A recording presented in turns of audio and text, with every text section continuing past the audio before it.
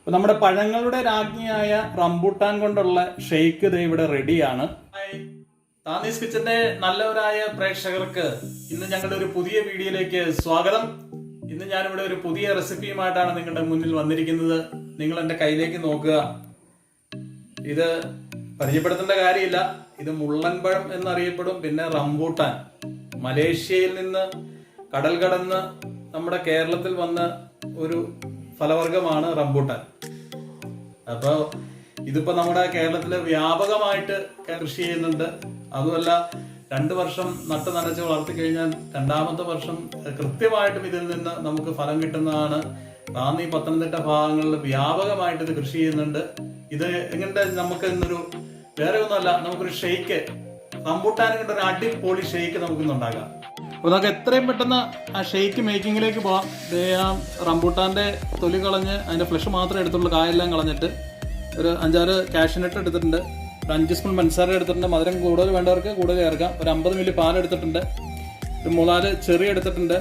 ഇത് മറ്റേ ബദാം പരിപ്പാണ്, അത് ക്രഷ് ചെയ്തെടുത്തിട്ടുണ്ട്. 2 ഞാലിപ്പൂവൻ ചേർത്തെടുത്തിട്ടുണ്ട്.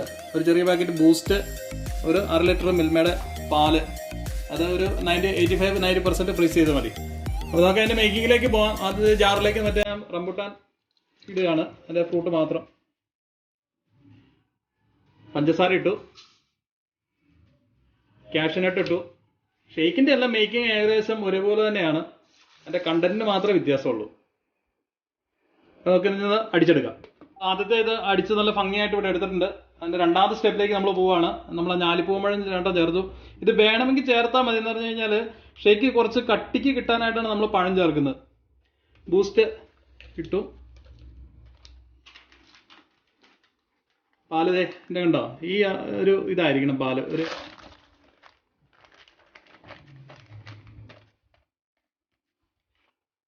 പിന്നെ നമുക്കൊന്ന് ഭംഗിയായിട്ട് അടിച്ചെടുക്കാം. നമുക്ക് ഇത് അടിച്ചെടുക്കാം. 1 മിനിറ്റ് നേരം അടിച്ചാൽ മതി. ഷെയ്ക്ക് റെഡിയാണ്. അതിലേക്ക് ഒന്ന് പാർന്ന് നോക്കാം. ഉണ്ടോ, നല്ല തിക്കായിട്ടുള്ള ഷെയ്ക്കാണ് നമുക്ക് കിട്ടിയേക്കുന്നത്.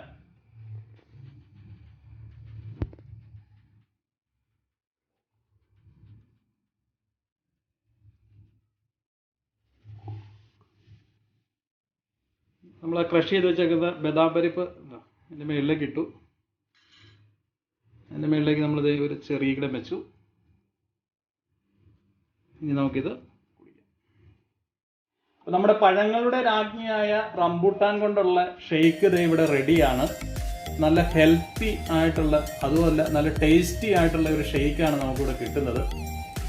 ഇത് ശരിക്കും പറഞ്ഞു കഴിഞ്ഞാൽ നമ്മുടെ ഒരുപാട് പോഷക ഗുണങ്ങളാൽ സമ്പൽ സമൃദ്ധമാണ് റംബൂട്ടാൻ. എന്ന് പറഞ്ഞാൽ നമ്മുടെ ദഹന സഹായിയായിട്ട്, നമ്മുടെ കൊളസ്ട്രോൾ കുറയ്ക്കാനായിട്ട്, നമ്മുടെ BP കൺട്രോൾ ചെയ്യാനായിട്ട്, നമ്മുടെ കിഡ്നിയുടെ ഫങ്ഷൻ കൺട്രോൾ ചെയ്യാനായിട്ട്, ഇതിനെല്ലാം റംബൂട്ടാൻ നമ്മൾ സഹായിക്കും. അപ്പോൾ അതുകൊണ്ട് എല്ലാവരും വീട്ടിലൊന്ന് റെഡിയാക്കി നോക്കുക. സിമ്പിളായിട്ട് ചെയ്യാവുന്നതേ ഉള്ളൂ. അപ്പോൾ ഒരു നല്ല ഷെയ്ക്കാണ് ഞാൻ നിങ്ങളുടെ മുമ്പിലേക്ക് അവതരിപ്പിച്ചിരുന്നത്. എല്ലാവരും ശ്രമിക്കുക. ആദ്യമായിട്ടാണ് നിങ്ങൾ ചാനൽ കാണുന്നതെങ്കിൽ സബ്സ്ക്രൈബ് ചെയ്താൽ, ലൈക്ക് ചെയ്യുക, കമന്റ് ചെയ്യുക. Okay, thank you.